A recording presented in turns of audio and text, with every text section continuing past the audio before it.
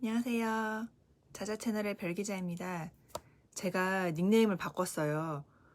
지난 영상에서는 엘리별맘이라고 소개를 드렸는데 원래 그 닉네임을 인스타랑 블로그에서 쭉 쓰다가 아무리 생각해도 제가 누구누구 맘이라고 닉네임을 짓기가 좀 싫은 거예요. 그런데 어쩔 수 없이 자녀 교육이랑 엄마 이야기가 이제 주가 되다 보니까 현실에 좀 타협을 해서 맘이라고 닉네임을 지었는데 제 첫 영상을 봐주신 가까운 귀인들께서 너는 말하는 게 기자 같다. 쌉티라서 그런가? 조금 똑부러지게 우다다다다다 말을 잘 쏟아내요. 제가 머릿속에 가지고 있는 내용은. 그래서 닉네임을 별기자로 해라 라는 여러분의 아이디어를 받아서 좋아, 그럼 나는 누구누구 맘이 아니라 별기자로 닉네임을 정하겠다 라고 해서 닉네임을 바꿨습니다. 그래도 두 번째 영상이니까 앞으로는 차차 적응해 주시고 제 인스타그램이랑 블로그에도 닉네임을 별기자로 다 바꿔놨어요. 같이 컨텐츠들을 봐주시면 좋을 것 같습니다. 오늘 제가 하고 싶은 이야기는 아이 예체능에 관련된 거예요. 예체능이라고 하면 이제 보통 음미체 세 가지가 있고 우리나라 미취학 아동들이 가장 먼저 뛰어든 사교육이 아닌가 싶습니다. 물론 영유도 있지만요. 그래서 오늘은 아이 예체능 교육을 어떻게 하면 성공하느냐 그 사례를 제가 경험한 스토리를 통해서 좀 전달을 드리고 싶어서 유튜브 컨텐츠를 만들게 되었고 오늘은 첫 번째 음악부터 이야기를 하겠습니다. 저희 아이는 현재 초등학교 2학년 9살이고요. 피아노랑 플룻을 하고 있어요. 음악은 그렇게 두 가지를 하고 있는데 첫 번째 피아노를 배우게 된 거는 아이가 7살 미취학 때였죠. 우리나라 여자아이들을 보면은 대부분 5, 6세가 되면은 피아노 학원을 시작을 하더라고요.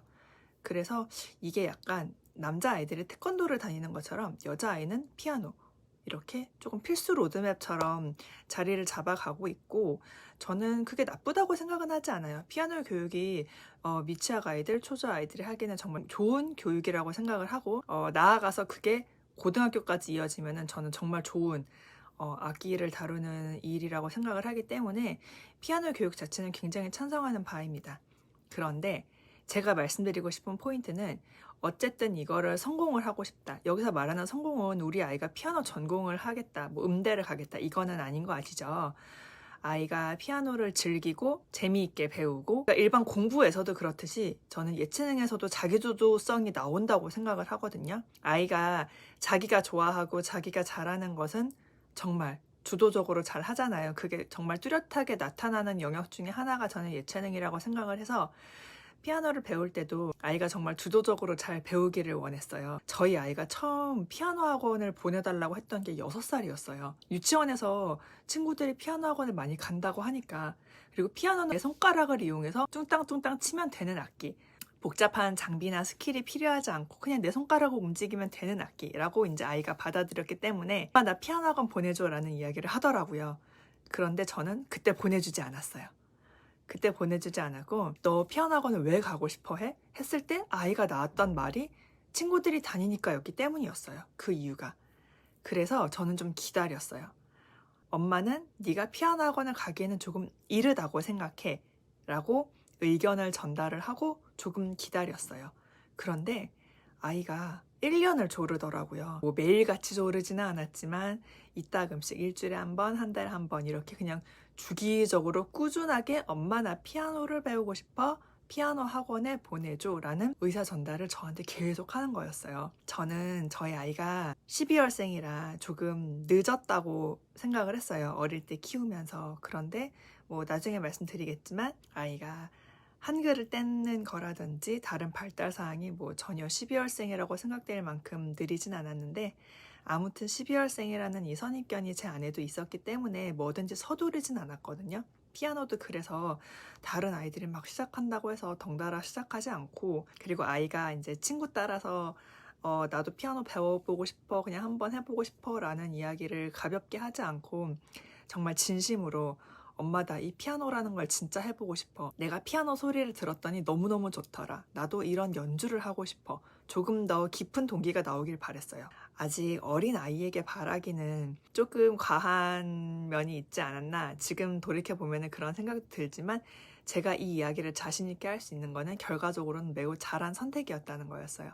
그래서 저는 6살에서 7살로 넘어가는 겨울에 아이의 피아노 학원을 등록을 해주고 수업을 시작합니다. 그래서 아이는 본인이 1년 동안 바랐기 때문에 정말 강한 동기가 이제 가슴에 있고 마음에 있고, 그리고 아이가 기본적으로 소리에 민감해요. 어릴 때부터 소리에 민감했고 좋은 멜로디, 좋은 악기 소리 듣는 거를 되게 좋아했어요. 그래서 피아노 소리도 뭔지 알고 있고, 또 유치원에서 선생님이 연주해 주는 걸 듣기도 했고, 친구들이 많이 배우고 있다라고 생각을 하니까 이제 피아노 학원에 가서 정말 어마무시하게 빠른 속도로 실력이 늘더라고요. 선생님이 그러셨어요. 7세에 와서 뭐 6세부터 시작한 아이들에 비해는 조금 늦을 수도 있겠지만 잘 가르쳐 볼게요. 이게 이제 처음 하신 말씀이었는데, 막상 아이를 가르쳐 보니까 7세에 갔더니 뭐 당연히 한글 읽고 쓰기는 돼서 이론 공부에도 전혀 문제가 없고, 무엇보다 아이가 잘하고 싶은 마음이 정말 컸기 때문에 아이가 열성을 다해서 연습을 하고 잘하려고 노력을 많이 하더라. 그래서 다른 아이들에 비해서 피아노 나가는 진도가 빨랐어요.